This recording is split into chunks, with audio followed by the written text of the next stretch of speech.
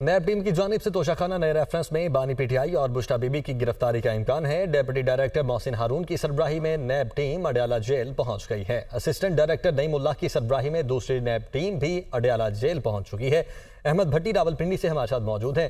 احمد بھٹی، کچھ دیر پہلے بھی آپ نے اس خبر کے حوالے سے بتایا تھا، یہ بتائے گا کہ ابھی تک کسی کیس میں گرفتاری ڈال دی ہے یا نہیں؟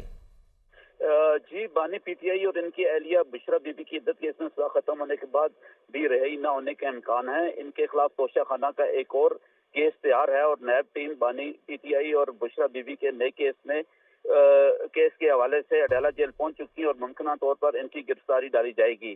نیا کیس 10 قیمتی تحائف خلاف قانون اپنے پاس رکھنے اور بیچنے سے متعلق ہے۔ نیب انکوائری رپورٹ کے مطابق بانی پی ٹی آئی پر ایک نہیں 7 گڑیاں خلاف قانون لینے اور بیچنے کا الزام ہے۔ انکوائری رپورٹ کے مطابق تحفے قانون کے مطابق اپنی ملکیت میں لیے بغیر ہی بیچے